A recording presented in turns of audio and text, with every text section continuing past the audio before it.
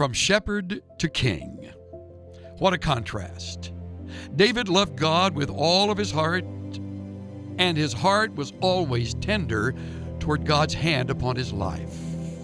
No wonder God called him a man after his own heart. However, decades later, after shepherding Israel as their king, his heart would stray, and tragically, his life would spiral downward toward a bittersweet ending. We're going to take a panoramic view of David's life in this particular message. To cover just one segment of David's ascension to power, I want to prepare you for that by reading the 5th chapter of 2 Samuel from the Message. Please follow along as I read 3 separate sections from that 5th chapter of 2 Samuel. Before long, all the tribes of Israel approached David in Hebron and said, "Look at us, your own flesh and blood. In time past, when Saul was our king, you were the one who really ran the country. Even then, God said to you, 'You will shepherd my people Israel, and you'll be the prince.'" All the leaders of Israel met with King David at Hebron, and the king made a treaty with them in the presence of God. And so they anointed David king over Israel. David was 30 years old when he became king, and he ruled for 40 years. In Hebron, he ruled Judah for 7.5 years. In Jerusalem, he ruled all Israel and Judah for 33 years. David and his men immediately set out for Jerusalem to take on the Jebusites, who lived in that country. But they said, "You might as well go home. Even the blind and the lame could keep you out. You can't get in here." They had convinced themselves that David couldn't break through. But David went right ahead and captured the fortress of Zion, known ever since as the City of David. That day, David said, "To get the best of these Jebusites, one must target the water system, not to mention this so-called lame and blind bunch that David hates." In fact, he was so sick and tired of it, people coined the expression, "No lame and blind allowed in the palace." David made the fortress city his home and named it City of David. He developed the city from the outside terraces inward. David proceeded with a longer stride, a larger embrace, since the God of the angel armies was with him. It was at this time that Hiram, king of Tyre, sent messengers to David, along with timbers of cedar. He also sent carpenters and masons to build a house for David. David took this as a sign that God had confirmed him as king of Israel, giving his kingship world prominence for the sake of Israel, his people. David took on more concubines and wives from Jerusalem after he left Hebron, and more sons and daughters were born to him. Now down at verse 17. When the Philistines got word that David had been made king over all Israel, they came on the hunt for him. David heard of it and went down to the stronghold. When the Philistines arrived, they deployed their forces in Rephaim Valley. Then David prayed to God, "Shall I go up and fight the Philistines? Will you help me beat them?" "Go up," God replied. "Count on me. I'll help you beat them." Finally, verse 25.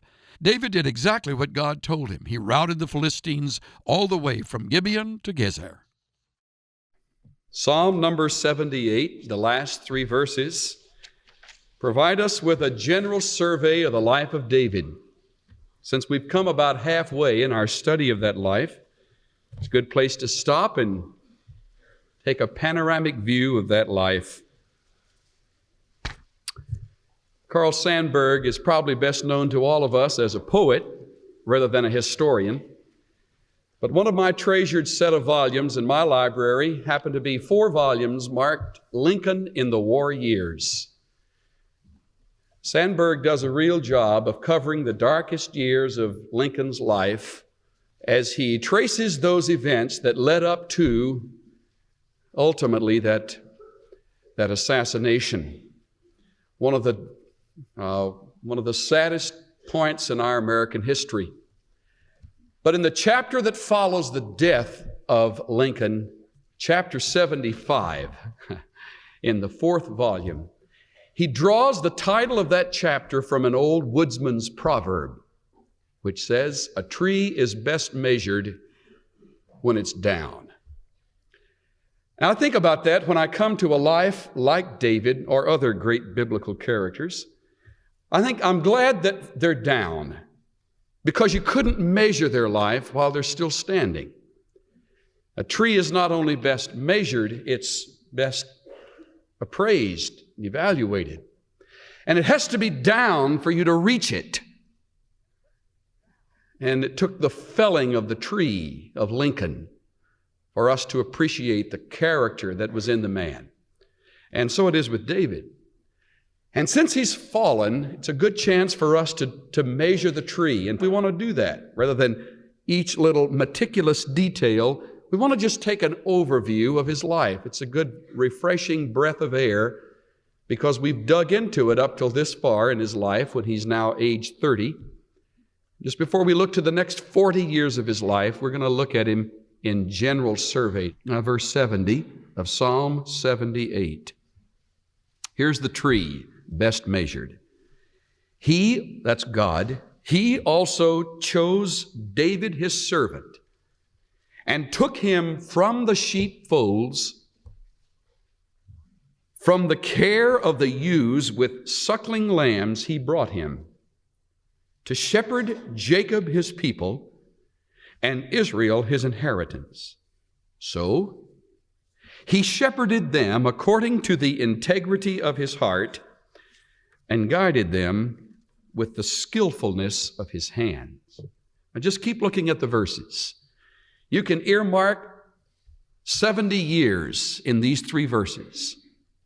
Beginning with verse 70, he chose David his servant that was about age 17. He was not yet 20. He took him from the sheepfolds. That's when he slew the giant. He left the sheep. From the care of the ewes with suckling lambs, he brought him to shepherd Jacob his people. That's age 30. Between ages 17 and 30, David is on the run. And finally, at age 30, he comes to that pinnacle moment in his life, physically, where he takes the throne of Israel. And he, verse 72, shepherded them according to the integrity of his heart. Parenthesis, ages 30 through 70. You can put it right in your Bible. You got a pinpoint of his life, age 17 or 18. You got the next stop off, age 30. And finally, you trace him all the way to the end, age 70, when he dies. As a matter of fact, the life of David could be measured like the roof of a house. And we've given you that diagram on this outline this evening. For the first 30 to 50 years of his life, everything is on an upswing. In fact, he never knows defeat in the battlefield. He never knows what we would call any measurable failure, though there were excursions in the flesh. No measurable failure is experienced by David from the shepherd life to the king life. For these 30 years and more, David is walking in the integrity of his heart. But when it comes to Bathsheba, there is a turn, and there is tragedy.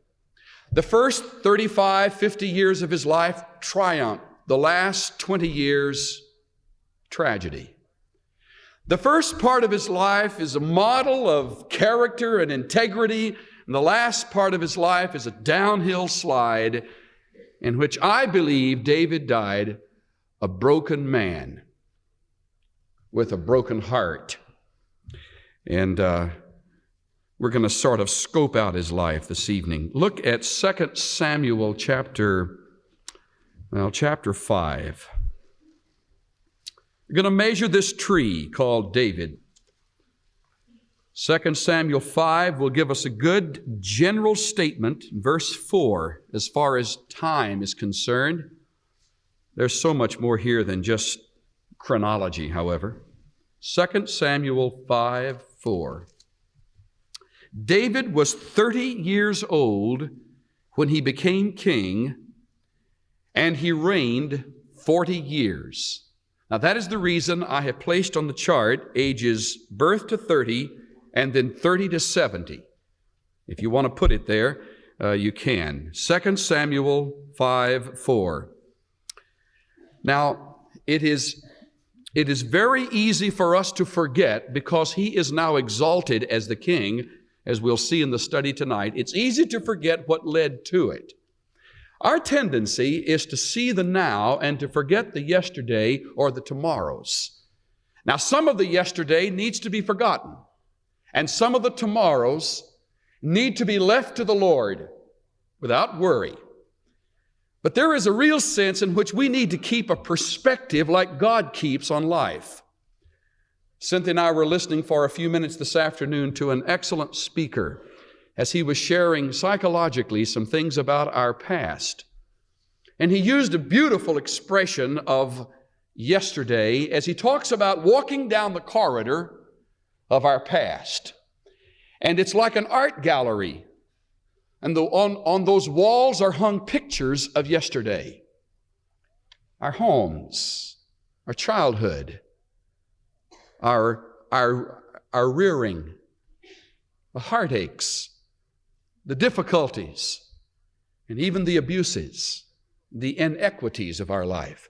And he says, if Jesus Christ is the same yesterday and today and forever, then you can take the Christ of today and walk with him into yesterday, and from those walls have him remove the pictures that bring bad vibes, in fact, defeating kind of memories. And that is so very important for the Christian, to let Jesus invade the yesterday and to deal with those years of affliction in which the locusts have eaten, and to remove from the corridors of our lives those scenes. I have them, you have them. And he needs to leave the murals that bring pleasure and victory. He needs to take from the walls those things that bring defeat. Thinking more and more about that these days. It's easy for us to just look at the kingship and say, what a life David had. How great it must have been. And to forget the fact that for years he was a fugitive. And no doubt spent some days in disillusionment in the wilderness. He was a broken, humbled man during those days as a fugitive. Well, now he comes to be the king. Now you might wonder, how did he take the throne? Did he storm it? Did he take over like a trooper would? No, he's a sensitive man. He's learned that in the afflictions of yesterday. See chapter 2 of this book? Locate verse 1. 2 Samuel 2:1. I want to show you how he took the promotion. We're often better at handling affliction than we are at handling promotions. Carlyle said that for every man that can handle success, there are 100 that can handle affliction. Here's a man who's faced with success. His predecessor is dead. He killed himself. I mean, if there was ever a chance for a person to take life by his own two fists and walk into it, it was David, but he didn't. See verse 1? It came about afterwards, that's after he heard the news of Saul, that David inquired of the Lord, saying, shall I go up to one of the cities of Judah? See, he remembered when Samuel anointed him and said, you will be the next king. He remembered that from his years as a teenager. And he says, Lord, shall I go up to one of the cities? So he waited. And the Lord said to him, go up. He didn't run out. He said, where shall I go up? He said, to Hebron. Just a simple conversation. In those days, I take it that the Lord spoke audibly to his servants. Today, he speaks from his word. You might wonder, how do I take this decision? God's obviously opened the door. I'm about to walk into it. Our tendency would be to race in when there is some benefit that will be accrued to us. And the Lord says through the life of David, no, wait, even in taking promotions, Walk carefully. Be sensitive. Shall I go up? Go up. Where shall I go? Go to Hebron. And that's precisely what he did. Chapter 2, verse 11. And the time that David was king in Hebron over the house of Judah was 7 years and 6 months. So don't lose the train of thought now. We brought David to age 30, and then he goes to Hebron, and he has a limited reign over the people of Judah for 7.5 years. He doesn't go to Jerusalem to take over the whole nation. There are some satellite kings. There are some self-appointed men who would ride in the shirt tails of Saul, and David lets the Lord take care of every one of them. He goes to Hebron and he lives there, and he's settled to live in that limited place, knowing that he has ability to handle the whole nation, but not unless it's God's time. So he goes to Hebron and he lives there. He stays there 7.5 years. Well, he made some decisions there that he lived to regret. If you turn the page to chapter 3, you'll see a couple of them. Verse 1. We're looking at the king as he's in Hebron over Judah for 7.5 years. Now, there was a long war between the house of Saul and the house of David. David grew steadily stronger, but the house of Saul grew weaker continually. Now note, it's going to sound like an uninteresting genealogy, but if you keep it in your mind, you'll learn something about this man's failure. Sons were born to David at Hebron. His firstborn was Amnon. Remember that name. By Ahinoam the Jezreelitess. The second was Chileab, by Abigail, the widow of Nabal. The third was Absalom, the son of Maacah. What have you read so far? You've read not just of 3 children, but of 3 wives. Keep that in mind. Ahinoam, Abigail, Maacah. Verse 4. He had a 4th son named Adonijah. Remember that name. The son of Haggith. That's a 4th wife. And the 5th, Shephatiah, the son of Abital. That's a 5th wife. And the 6th, Ithream, by David's wife, Eglah. That's a 6th wife. These were born to David at Hebron. I know that all of you who have been studying with us the life of David have wondered at times, when are you going to get around to talking about the polygamy in his life? Well, tonight's a good night to do it, and we'll do it later as well, because it was one of the bad spots in his life. Turn the sheet over on the back, and you'll see just how far David took that. You'll have a genealogy of David's immediate family. If I count correctly, the total size of his family was enormous. See the wives that he took in Hebron? Ahinoam, Abigail, Maacah, Haggith, Abital, Eglah. And he took Michal back. She had married again, but she went back to David. And then when he was in Jerusalem, one wife is named Bathsheba, but there are other wives, according to the Chronicles, and from those other wives there were these children born. Far right corner, you'll see the list of them, beginning with Ibhar and ending with Jeremoth. You don't know anything about most of them. You know something about some of them, of course, namely Solomon, one of Bathsheba's sons. But if I count correctly, we have listed for us 20 sons and 1 daughter. The daughter is Tamar. She's listed among the sons of, or the children of Maacah up there in Hebron. She had Absalom, and then Absalom's blood sister was Tamar. Now, why would I spend time on something like this? Well, I want you to keep it all in mind because it's very important. David had a sizable family. He had, along with the wives, and by the way, some of the wives aren't even mentioned, a number of nameless concubines.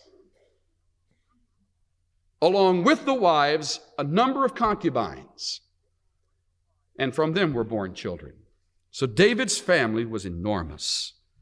Now, back to the study. If you just hang on to that thought, we'll wrap it up in a moment. Go to chapter 5 again. 2 Samuel 5, verse 5. At Hebron, he reigned over Judah 7 years and 6 months. But in Jerusalem, he reigned 33 years over all Israel and Judah. So now we move in our outline to the king as he lives as king over all Israel, and headquarters is Jerusalem. He has a limitless reign, great power, great blessing from God. Drop down to take verse 6. Now the king and his men went to Jerusalem against the Jebusites. So there was a war, and they had to drive out the Jebusites. And he did that. Verse 7, David captured the stronghold of Zion, that is, the city of David. That's Jerusalem. David said on that day, whoever would strike the Jebusites, let him reach the lame and the blind, who are hated by David's soul, through the water tunnel. Therefore they say, the blind or the lame shall not come into the house. David lived in the stronghold and called it the city of David. He was the one who named it such. David built all around from Millo and inward. David became greater and greater, for the Lord God of hosts was with him. Hiram, king of Tyre, sent messengers to David with cedar trees and carpenters and stonemasons, and they built a house for David. David realized that the Lord had established him as king over Israel, and that he, God, had exalted his kingdom for the sake of his people, Israel. Before you read the next verse, let me share with you what G. Frederick Owen, a very fine historian who writes like a novelist, says about this reign of David. Everything favored national prosperity for Israel. There was no great power in Western Asia inclined to prevent her becoming a powerful monarchy. The Hittites had been humbled, and Egypt, under the last kings of the 21st dynasty, had lost her prestige and had all but collapsed. The Philistines were driven to a narrow portion of their old dominion. The king of Tyre sought friendly alliance with David. With a steady hand, David set out to force back and defeat Israel's enemies, who had constantly crowded and harassed the Hebrews. Moab and Ammon were conquered. Then the Edomites, alarmed at the ever-increasing power of Israel, rose against David, but were routed by Abishai, who penetrated to Petra and became master of the country. Commercial highways were thrown open, and in came merchandise and culture and wealth from Phoenicia, Damascus, Assyria, Arabia, Egypt, and distant lands. To his people, David was king, judge, general, but to the nations round about, he was the leading power in all the Near Eastern world, the mightiest monarch of his day. I'll tell you, that's a lot of clout. That's a lot of clout for a man to handle who is given to passion. Very few can be trusted with that kind of power. Now, I repeat that this evening, and I know you've heard it before, because I know there are some in this congregation who have that kind of ability and that kind of influence. Not as a king, but that kind of influence over a business. And I warn you vicariously as you enter into the life of David to be careful. Because with power come those unique kind of temptations that very few can handle. The hand of God was great with David, but he was still a man, and he could still be given to failure, and indeed he did. If I were to list his accomplishments right now, there'd be several, and perhaps it would be of greater interest to some than others. Sort of summarizing the accomplishments. First of all, territorially, he expanded the boundaries of Israel from 6,000 to 60,000 square miles. Incredible. He set up extensive trade routes that reached the known world, and from that wealth came into Israel like they had never known before. He was a brilliant organizer, a brilliant manager, a brilliant planner, but a man of war. He kept fighting. He stayed on the front edge of battle. He unified the nation. He brought them together under Jehovah God. He was not a priest, he was a king, but he lifted up the role of the priesthood so that Judaism could run free in the land. He put down the idol altars. Finally, he created a national interest in spiritual things. He's a remarkable man. But now the disappointments. Hate to call them just failures. Let's call them disappointments.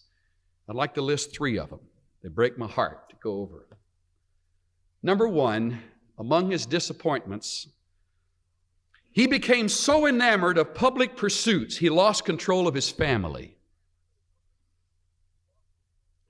That's the first disappointing thing about David. So enamored of public pursuits, he lost control of his family.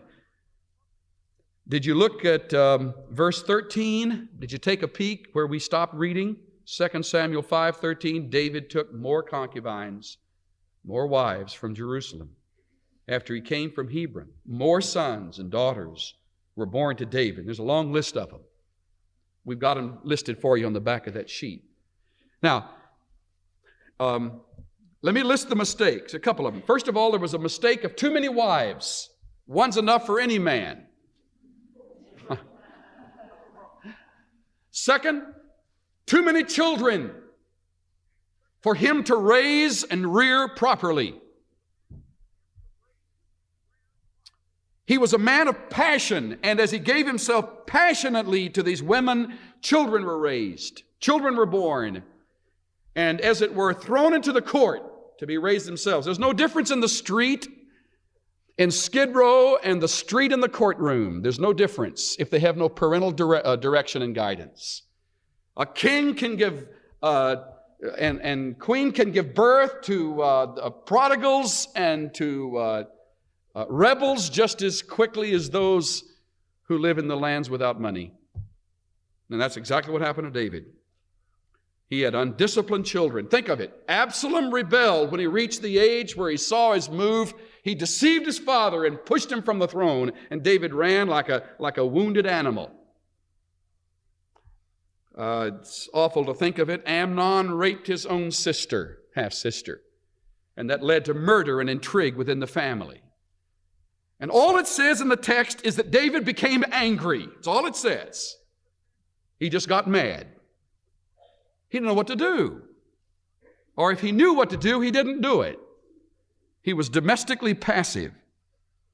Let me show you a verse. 1 Kings chapter 1. 1 Kings 1, verses 5 and 6. We're right in the height of his reign. Well, he's come to power, and all of these beautiful things are happening nationally, but he's losing touch. And look at verse 5. I had you remember the name Amnon earlier. I mentioned why just a moment ago. I asked you to remember Adonijah, and here's the reason. Here's Adonijah, not in the crib, but now on his bike, old enough to call his shots. And look at what happens to Adonijah. 1:5. Adonijah, the son of Haggith, exalted himself, saying, I will be king. So he prepared for himself chariots and horsemen with 50 men to run before him. His father had never crossed him at any time. Look at that verse, dads. Never once had David pained him, literally. What does that mean? Well, how do you pain your child? Yeah, never once had he spanked him. Never once had he crossed him. Asking, why have you done so? He couldn't control Adonijah. He couldn't control Absalom. And when Absalom was murdered, that's why David was so grieved. Oh, Absalom, my son, would God I died for you. Absalom, my son, my son. This dramatic, moving account, as we're going to see in the life of David later on. A great deal of the mourning was guilt. Had a very effective father tell me one time, your kids can forgive you of anything except no discipline. Newsweek magazine told a story in a few terse paragraphs, and I quote, when West German industrialist Friedrich Flick died, he left a personal fortune estimated at $1.5 billion. A business empire that embraced all or part of some 300 firms, and a reputation as perhaps the crustiest, craftiest magnate ever to operate in the German business scene. Flick was dedicated wholly to his work. He buried his wife at 3 p.m. one day in 1966 and was back at his desk, hard at work, 2 hours later. But unlike such German and other German industrialists, he never really made anything. He simply put companies together. He always made the right moves, summed up one awed observer. He was the Bobby Fischer of the industrialist world. At his death, the Flick empire generated annual sales in excess of $3 billion. But for all his enormous power and wealth, listen to Newsweek, quote, "The old man had one very human shortcoming. He could not control his family. By last week, a Flick family fight over Der Alter Herr's empire had employees, bankers, and politicians alike shuddering over the eventual impact it might have on the West German economy. Herr Flick's dilemma is dramatic. He could put companies together, but he couldn't mold his family together. Flick's faults as a family man set out a pertinent point, and it's this, says one evaluator: success in one area of life does not guarantee effectiveness as a father at home. Flick scored at the office and struck out at home. Change the words to David and you have a perfect analogy. Sitting in this congregation are some exceedingly successful businessmen striking out at home. I don't say that to mock you. I say that with a heart that understands. That is a need in my own life as well. I hurt with you. It's my desire in our future days as an assembly to find space and provide room for family ministries where we can help moms and dads know how to put it together. Because you have to earn a living. And God knows we need successful Christian businessmen, but not to the extent of losing a family. David did that. Well, he became so enamored with public pursuits, he lost control of his family. Here's a second. He indulged himself in extravagant activities of passion. David, whatever he did with all his heart, didn't he? When he loved with all his heart. When he fought to the end. Well, you don't read of battles like any other king, like David. He just wiped them down, finished them off. He had numerous wives and concubines. That's one thing to remember under this business of passion. He had inappropriate seasons of leisure. See 2 Samuel 11:1. When the other kings went out to battle, David didn't. And for some reason, in his extravagance, in his passion for leisure, he just overlooked the fact it was time to be at battle. And he hung around the king's chamber that day, and what an infamous day it proved to be. It was the day he fell into sin with Bathsheba. Inappropriate seasons of leisure. He was indolent, he was lazy, he was indifferent, he was unguarded in his leisure time. Like many a successful man, doesn't know how to handle his leisure. And when given leisure, he falls into sin. There's a lack of control on the inner spirit of David. Of course, the other underneath this same thought is uncontrollable lust. As David took Bathsheba, lied to the people around, and only Joab saw through it, as we'll see in days to come. J. Oswald Sanders says, David's greatest fault lay in his yielding to passions of the flesh time after time.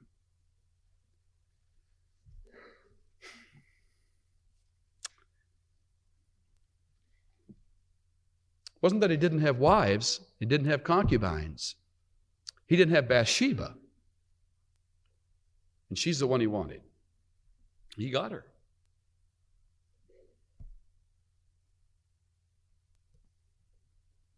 Third, David became a victim of self-sufficiency and pride. It's tragic. 2 Samuel 24, 1-3, he numbers the people. 1 Chronicles 21 says Satan led him to do it. As a victim of self-sufficiency and pride, David simply began to believe his own track record and said, number the people, Joab. And Joab says, why do you want to do that? He says, I said number the people. And in so many words, he told Joab, don't be insolent with me. Don't be insubordinate. You do as I say. And he did, and 70,000 died. It was the judgment of God. David did nothing halfway. I heard a very fine man say a number of weeks ago, in fact, it's been years, he spoke it right here to a group of ministers. He said, I've done a study on the kind of person, the kind of temperament it takes to be a dynamic leader, an upfront leader. There is a charisma, there is a winsomeness that must go along with it. But with that temperament, there is a very definite series of easy faults that he can fall into. And he says, to help you remember them, I'll give them to you in S's. Just like it was yesterday, I remember. Silver, sloth, sex, self. Stop and think of the dynamic leaders that you have seen fall, and I will guarantee, I can't think of an exception, one of those four was his avenue of failure. Silver, sloth, sex, and self. There are two things that help me measure the tree of David and help me live on today with some timeless principles so I don't just bury it all in David's life. Here's the first. No pursuit is more important than the cultivation of a godly family. Men and women, that is the one eternal thing you leave for time, your family. There is no pursuit more important than the cultivation of a godly family. Christian Barnard, One Life, read that. And in the midst of this great surgeon's discoveries, he lost his home, unknown to many people. He admits it in his book. It was a bright April morning when I drove out of Minneapolis. It seemed a century since I had first arrived there, a time longer than all the years before it. In New York, I put the car in a boat and caught a plane for Cape Town. A northwest wind was blowing when we came over the sea with the waves close below. My wife was there with the children. I had not written much in the last 2 months, yet I was unprepared for her greeting. Why did you come back? There was no longer a smile in her eyes. Oh God, I thought, I've made the most terrible mistake of my life. Don't look so surprised, she said. We gave you up. We decided you were never coming back. He responds, it was only a little delay. I wrote you about it. No, you wrote once to say you weren't coming home. We were building valves, aortic valves, he answers. No, you were building a family.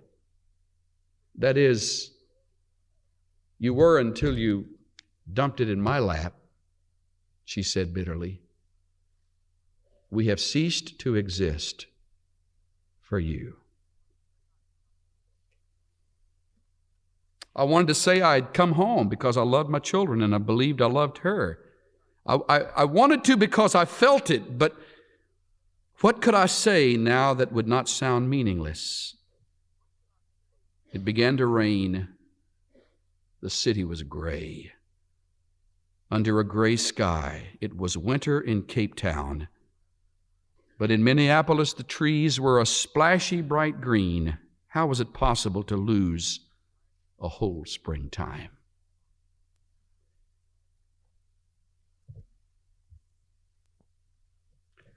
Men, if you're losing your family, your pursuit lacks God's strategy.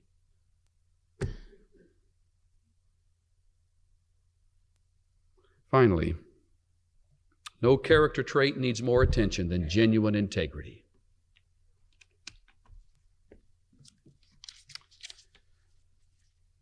No character trait needs more attention than genuine integrity.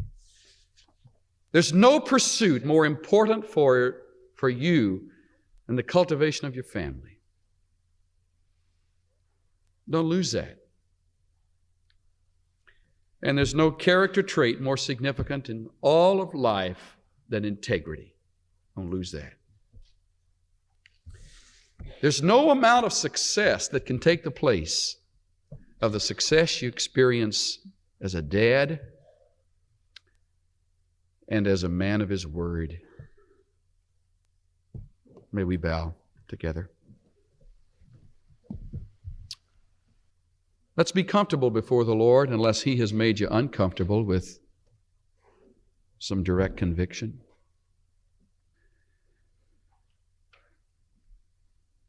Maybe it's time, on the heels of some awfully heavy rains, some gray skies, to take a look at where we're going. I'm having to do that too.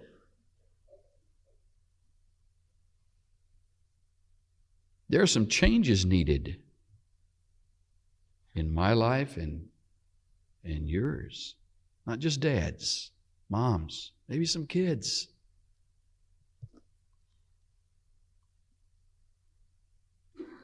Well, it's one thing to listen to this. It's one thing to preach it. So different to live it. Where are you going? Parents? How high does your family figure in your future?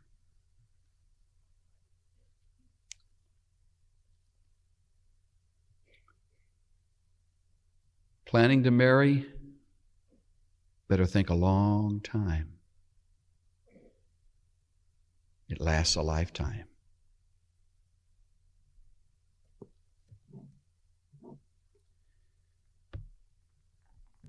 Beautiful thing about this tree of David is that when God measures it, He doesn't condemn it. He honors the effort of this man. God judges the motives. He honors the integrity of the heart. Maybe the Lord is saying to you tonight, you don't know Christ. That's why the priorities are all mixed up. Just receive the gift. In case you're wondering, that is where you start. Only one life will soon be passed. What's done for Christ will last.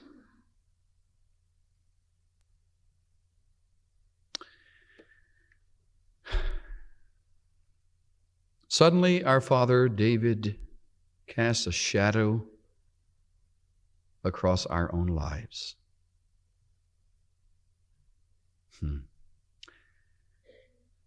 Yeah, that tree has fallen. How the mighty are fallen. But we would ask not just for a nostalgic feeling right now, but for some decisions that are forthcoming. I pray that you might speak in direct ways to grandparents as well. What they lost with their children, help them to know how to make up with their grandchildren. And those paths that have been scarred with the litter of yesterday, may they be people of integrity to make it right with their children today. It's possible you use this message in the lives of some Absaloms and some Amnons who are here, rebellious children who have lived on the bitter edge of life, making life miserable for their folks. Whatever, Father, don't stop talking.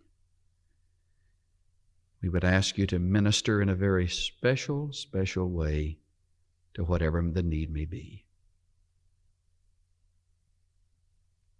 For we are one. We're together. In Jesus' name, amen. The preceding message, New King, New Throne, Same Lord, was copyrighted in 1978, 1988, 1997, 2009, and 2022, and the sound recording was copyrighted in 2022 by Chuck Swindoll, Inc.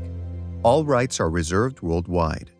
Duplication of copyrighted material for commercial use is strictly prohibited.